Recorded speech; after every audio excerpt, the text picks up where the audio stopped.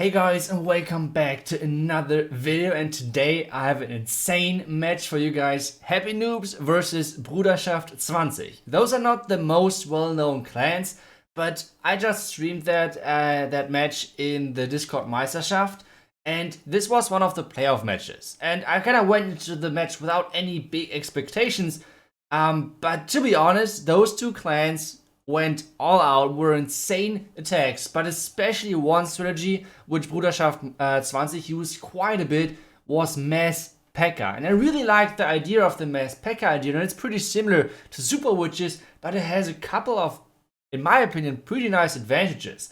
So I will show you guys all of the attacks, I will show you guys the war, but before that, if you would like to see more videos like this, if you would like to support my channel, you can easily do that. Just use the creator code. It's whenever you're buying anything in game, for example, like gems, I don't know, offers which are in game, gold pass, whatever. If you're spending any money, make sure to use the creator code. And if you want to support me, it's the code ITSU.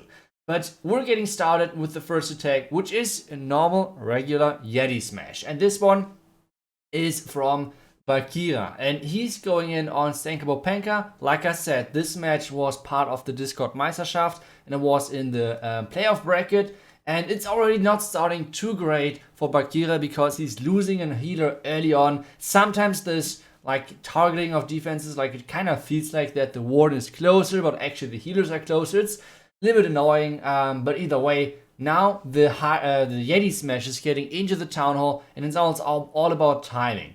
First off, one thing which I can tell you guys is kind of the first step to getting better at Yeti Smash is bringing Cocodoons. This is kind of like a mistake which I will, which I'm seeing at a lot of other teams and a lot of other players. And then obviously the timing of the Warden was a little bit unfortunate over there with the boulders dying out at the Town Hall explosion. So obviously, like I said, those are not pro teams, but this is really perfect because then I can give you tips and tricks on how you guys can get better as well, because I think they are doing maybe some mistakes which you guys are doing as well. And that's kind of the first things which I can tell you. First, use your Cocodoons. Like, he has still like 2 loons left. Those loons, when pros use those loons in Yeti Smash, they're not meant to be used backend. That's not their purpose. Their purpose is to get used in the beginning, to make sure that you're tanking for your healers, and especially try to get the warden ability in combination with your loons soaking up black mines. This can cause really that 1 or 2 loons soaking up 3 and maybe even more black mines in the beginning, and you always have to remember, every single black man would have been 1 healer less, and that's quite a bit. So we're starting off over here. Yeah, sadly not with the best attack, but we have still plenty time because he's going for the cleanup, obviously. Those are kind of the moments where in streams most of the time people are getting annoyed because, I mean, it's taking some time, but when people are on voice, like in the actual team kinda, and it's like, it's depending on every single percentage. Obviously, when you're not tripling, it's always like a already downside because, well, in the current meta, triple is kind of like the default, it feels like, because to be honest, the last qualifier, for example, had like above 50% average attack hit rate, which is crazy. Like, just imagine against the best bases in the world that you have like more than every second attack is a triple. That's, to me, is nuts. And this means every single percent is counting when you try to get like into the later stages of an attack. So this is what Bakira did over here. He got over 74%, and now we're already in the next attack. And this is the first attack of one of those Mass Pekka things. And he's basically doing it kind of similar to a Super Witch attack. But there are a couple of things different, which in my opinion kind of makes this attack strategy maybe even better. Because the first thing, which in this case not really got abused, but the first thing which is already nice is, well, you can use super wall breakers if you want to. Normal wall breakers are obviously like way better after the update, but still they can fail. And especially right now with so many super witch attacks and people knowing that, well, they have to defend them, there are a lot of small bombs around the town hall. So with this in mind, you know, okay, it's really risky to use those normal wall breakers because they can easily die. But with the super wall breakers and with being able to bring the super wall breakers, it's way easier. On this one, it's even nicer because all of those walls are open, and that's the nice thing about Pekka as well, because the likeliness of Pekka going shopping onto the outside, like super witches for example, is really really low because they're immediate troops. So they will go through those holes in the base, they will just go into the core, and that's it. The next thing, obviously, that's the same story with super witches. You do not care. You do not care about the Townhall explosion because, I mean, Pekka has like 1 million HP. So if there's like 1,000 less, who cares? It's like still plenty left. And you guys can see they're just not dying. If you can somehow keep the healers alive for a bit, take a look at those. Take a look at those Pekka. They just refuse to die, and that's the insane thing. And in my opinion, or I believe, Pekka are a little bit quicker than, for example, super witches, because the damage of them, since super settlers keep buffing them and keep giving them new levels, is just freaking insane. It's crazy. Take a look at this king. This king is getting melted by those Pekka, and then they're so quick through walls. The main thing which you have to do in those attacks is to try to keep the queen alive. The queen is obviously the only ranged troop which is kind of getting sent into the core behind the Pekka, and that's obviously pretty important to keep her alive. The next thing which I have to say, I'm not 100% sure if witches in the siege barracks is the right choice. I'm not really sure, maybe because there was a bomb tower, I don't know. But either way, I think me personally really like the option to have Hawk Riders in the clan castle. It's empowering your royal champion even more. But yeah, either way, back to normal, back to Queen Charge Hybrid, and that's what Mari is doing on this base. I think this is quite a popular Legend League base, if I'm not wrong on this. But let's see how exactly he's going to do that. First off, the Yeti Queen needs to be raged, and now the one thing. Normally on a hybrid attack, you have like 3 to 4 wizards. On this one, just use it. If you have to go through a storage, most of the time the Yeti won't make it. That's kind of how Yetis work. They're more like a tank, and obviously the Yeti mites are great to take second layer defenses down, but that's not how they work. If you want to have DPS, you need to use a baby dragon, but obviously then you won't get the second layer funnel which Yetis can provide. So it's really important to make sure that you're sending in a wizard behind the Yeti or something if you want to have a storage gun on the outside. Over here, it's once again the minion clan caster, the classic nowadays. It's really hard to deal with that. He's using a freeze just in case because he already lost the queen ability. So I really like that is really careful with that. And then just to have like the spread of the damage a little bit better, he's using the king early. And the hybrid obviously as well. That's the next thing, and that's one thing which I like to do wrong as well. And that's you need to be sure where to place your king. For example, on this attack, it was kind of obvious that the king would backtrack because on how the trash buildings are set up. And you need to be careful with that.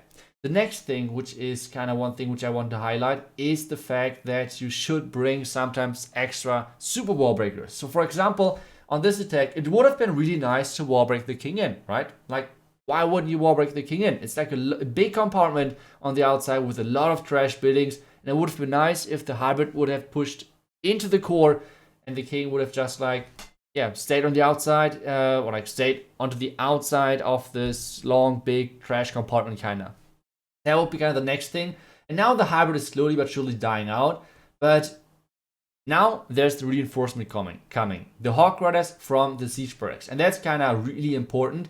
Now the Royal Champion is about to die, but the Hawk Riders in combination with the Royal Champion on her own is clutching it out, and this means the troops are surviving. So do we still have a chance to somehow make this work? Because the hybrid died out. Like the main push of the hybrid just, like they were gone. But this is still a triple. This is insane. Really nicely saved by Mari, but at the same time I have to say, attacks like this should not be able to triple. I don't know, like the hybrid died out. There was no hybrid left anymore, kinda. So either way, really nice save by Mari. So let's take a look at the next attack, which is once again from Bruderschaft 20. And it's once again no Pekka Smash. I'm sorry, but there are going to be more mass Pekka attacks like in the later stages of the clan war. And I can promise you guys, they are insane. On this attack, He's starting off with the Zap Quake onto the Scatter and an Expo.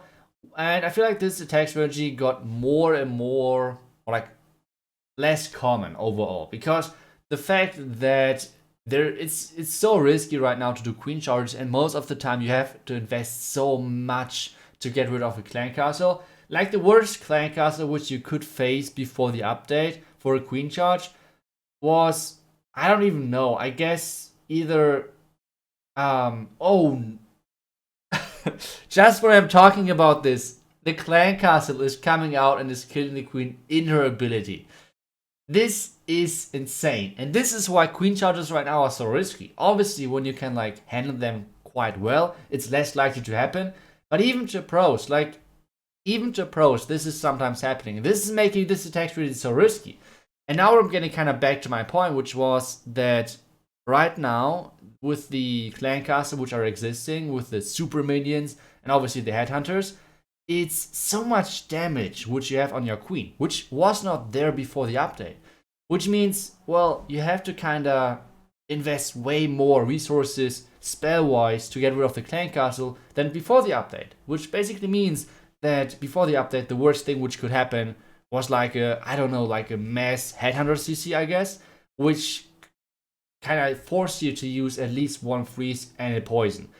Nowadays, if there's like this clan castle, like a mass or like a super minion headhunter CC, you have most of the time to use a rage, poison at least one, and a freeze. And that's obviously a huge investment just to get rid of the clan castle. And you have to think about, with using the lightnings, you don't have that much troop space or like spell place that is left in your army composition. That's obviously a huge problem. And this is why I think this attack strategy got a huge nerf kinda indirectly with the buff, or like with the addition of the super minions. So that's kinda sad to see. I mean, overall, I freaking hate the lightning spell because it's still so overpowered. So it's kinda nice to have like one less strategy. But to be honest, I would have liked to see other zap lightning strategies get nerfed before that, because I feel like still the combination of a queen charge and a lightning spell still had more, like, I don't know, like it was still more connected to a skill attack than a couple of the others. But either way, let's get to the next attack, and this one is going to be a Yeti Boulder witch attack. So let's see how exactly the freestyle is going to do this. He's starting off with the queen at the bottom side and going for the early blimp to first, obviously, take down the Townhall, and second of all, take down or like lure the enemy clan castle. And now take a look at this timing. Perfect timing to kill the other two headhunters, and that's obviously really, really important, because now the clan castle is like basically a super minion, and only one super minion is not dealing too much damage, so only one rage and a poison is forced, since he's charging obviously into 2 ground expos. And so far the attack is looking pretty great. Now it's all about where is the queen going, and the patience which he has is not really existing, to be honest, because he's kind of all in on this idea that the queen is going to the right side, which she is going to do, so that's great. But still, there's a lot of the base still left, and the multi-inferno tower is frying his troops. And to be honest, why did he bring witches? Like, those witches are now dead. Like, all 3 of those witches, that's basically 36 troop space swagged, like not used, and that's kind of crazy. That's kind of crazy. So now we are still the warding ability left. He's using it quite late.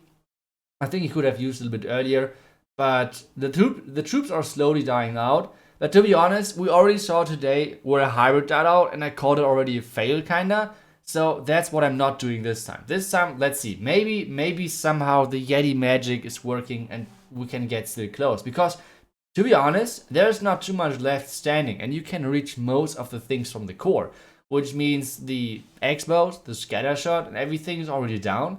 And now the queen is kind of going into the back end, and the Roy champion, that's kind of the bad story about this, is already dead. It's like about 1 minute left, and Freestyle brought the one hero baby dragon to still have a chance to triple this. So let's see if we can somehow make this.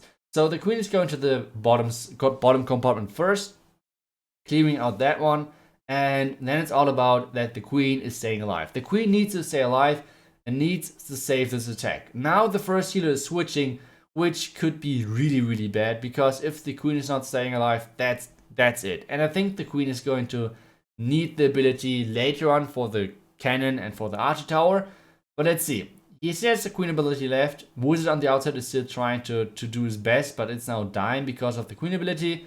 And, well, the Baby Dragon meanwhile already died as well. Maybe he should have waited a little bit longer with the Baby Dragon. Not really sure, to be honest. But still, it's like 18 seconds left. He still has... Oh, I think the Wizard Tower, right? I think the Wizard Tower might be the last building standing. This should be... Time-wise, it should be okay for the last two buildings. Like the... Oh my god. This is so unfortunate. A 99% from freestyle. Oh my god, this is... Ugh. I mean, I wanted already to call it out, but this attack making it to 99% is crazy. But now let's get back to the next attack, and this is the attack strategy, which like why we're all here basically. And this is another mass Pekka attack. And in those mass Pekka attacks, like I said, he's like bringing overall 8 Pekka. That's a lot of hit points which the defenses have to deal with. And in the current meta, it's like kind of common nowadays to bring, or like to use multi-inferno towers on defense. So if you can use the lightning on a single inferno tower on a flank of the Townhall, that's pretty good. And obviously one thing which you should not really do nowadays anymore in like on defense, if you want to defend Pekka, if you want to defend super witches, all those things. Now the poison. And now, once again, the important thing, use your loons. Use your 2 loons to tank for the healers. That's the important thing. Is he doing that? Yes, he's doing that. That's great. So, now the 2 Pekka in as well. I think he forgot about them. You see, the first Black Mine. This would have already been 1 less healer. But instead, it's only 1 stupid loon gone. Like, who cares about those loons? So, now the 1 loon is still alive, still flying ahead of the healers, and that's the next Black Mine. Really nicely done, Niklas. Really nicely done over here. Nicely using the potential of those Coco Loons perfectly, and using the vulnerability to tank even more Black Mines with them. That's great. And now take a look at the damage of the Pekka. Take a look at the damage of those Pekka. They're going through walls so quickly. It's crazy. And those Pekka are so strong. It's insane. And once again, I have to say, he's once again bringing those witches into the siege barracks. I don't know. I'm not really sure about that. I mean, I really love the idea of the mass Pekka, but I'm not sure if witches is the right choice. I'm really not sure. I feel like you have more power with the Hawk Riders, except if you're going right away into the bomb tower, which was not the case on this one. I think there was like a single inferno tower on the right side or things like that. So I feel like the Hawk Riders would have more potential. So I think they might be better. But yeah, either way, I mean, they kind of brought the strategy up. So I guess they're the masters in that. But that would be the one thing which I maybe would change. Not sure. Maybe I would change that. But either way, that was a great attack. And really nice usage of the Coco Loons, because they were pretty important in this one. But let's get into the next attack. And this one is going to be, well, we went from mass Pekka to mass witches. The current meta is, how do you say, interesting. Let's put it like this. And we can see really nicely over here why exactly it's so powerful, because the thing is that you can bring super wall breakers. So for example, if this attack would have been a super witch attack, which is obviously kind of nice going into a single inferno tower, but the problem would be that you do not have the super wall breakers, and he had invested already 10 lightnings. That's pretty expensive. So with this being said, a jump spell is not a possibility. So you need something to get into the core, and obviously super wall breakers are a nice option for that. Now he's bringing in the first witches, the first ice golem, and one thing, try to spread out the witches a bit more, because I feel like if you do not spread them out too much and they're stacking on top of each other too much, it's like a nice and easy target for the eagle, and that's obviously not the thing which you would like to happen.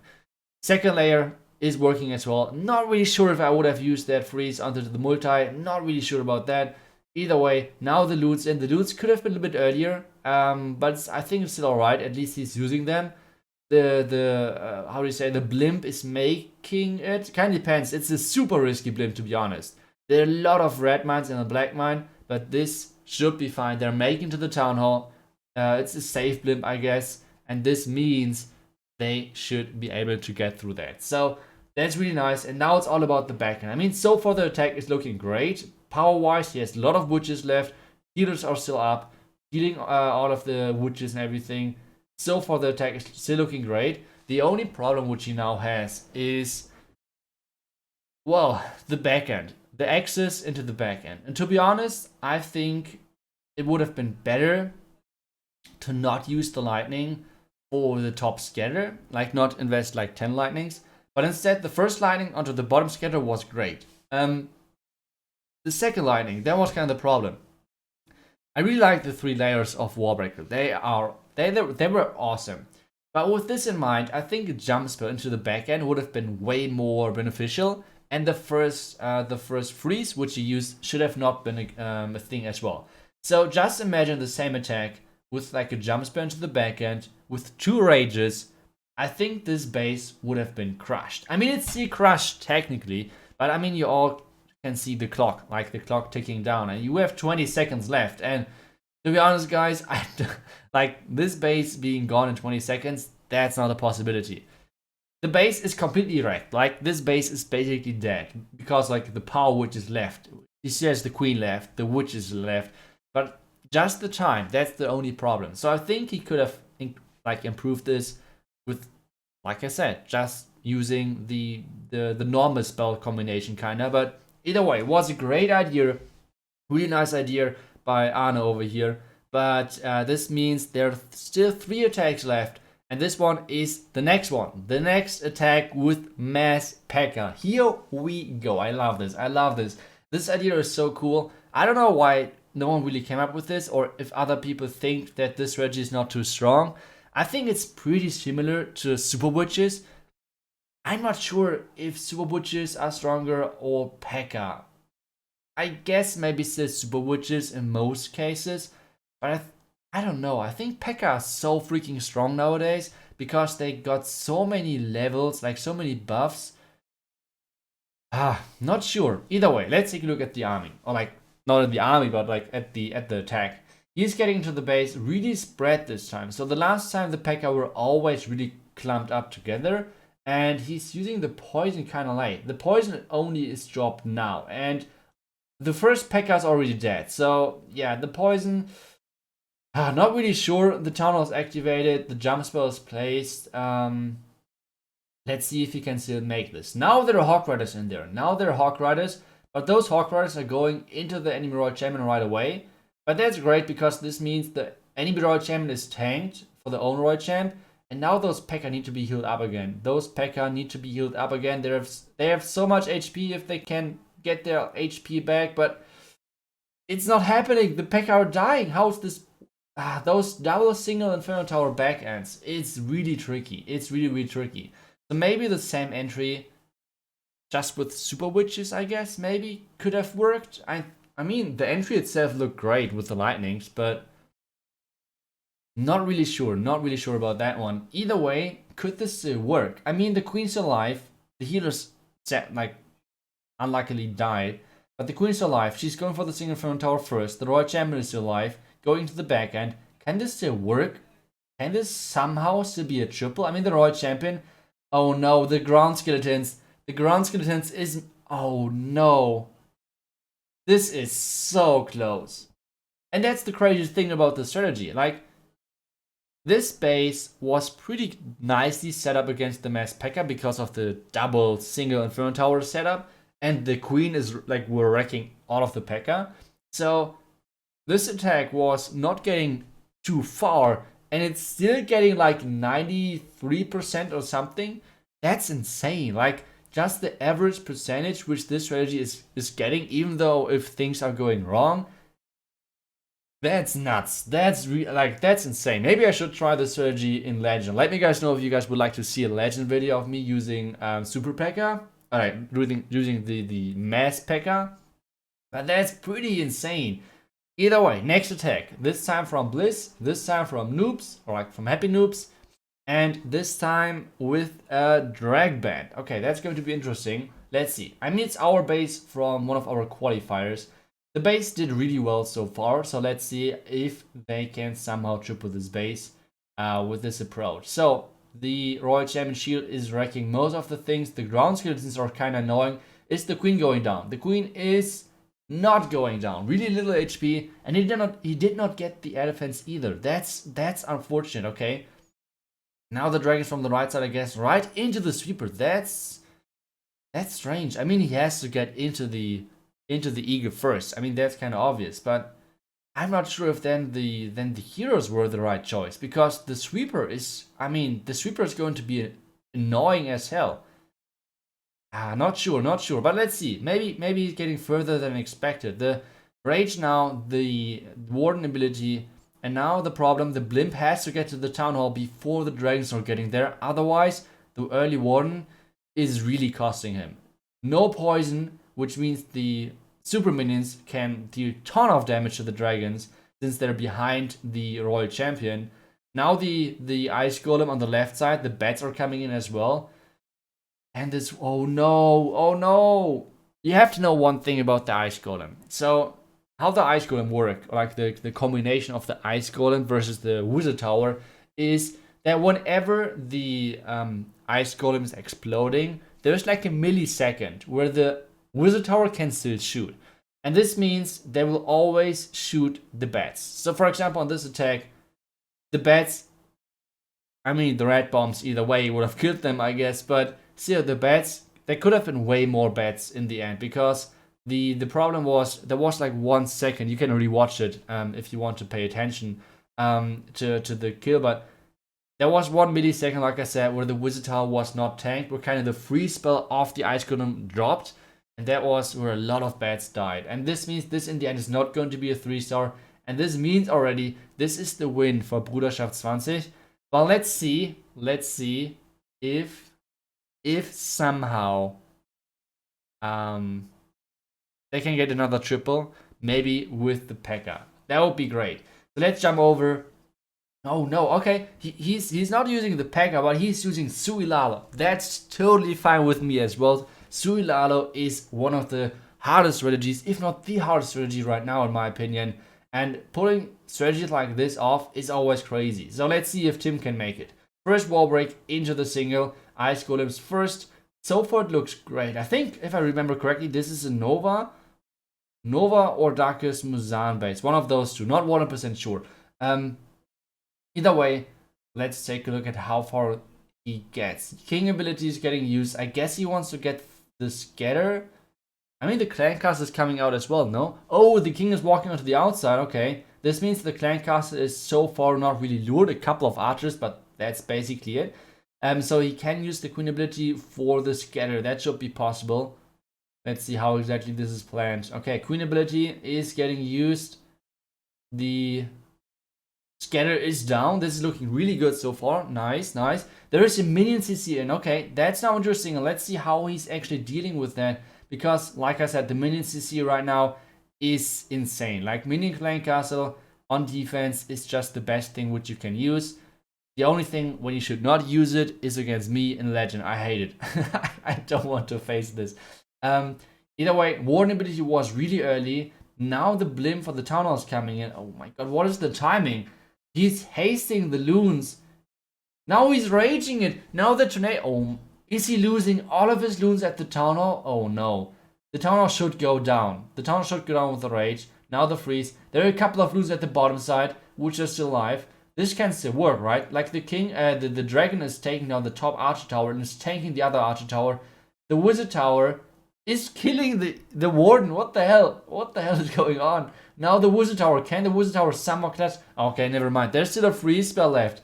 He still has a freeze. He's not even using. Wow, that's some ballsy decisions. Like, if there are some red mines, this attack could have still failed. But I guess this is another triple for Bruderschaft 20.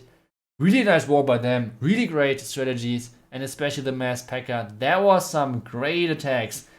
Either way, I hope you guys enjoyed the video. Let me guys know what you think of the super, of the mass. Why do I always say super Pekka? I don't know. Maybe I'm already leaking the next super troops. I I mean, I was 100% right on the super hot weather. Not either way.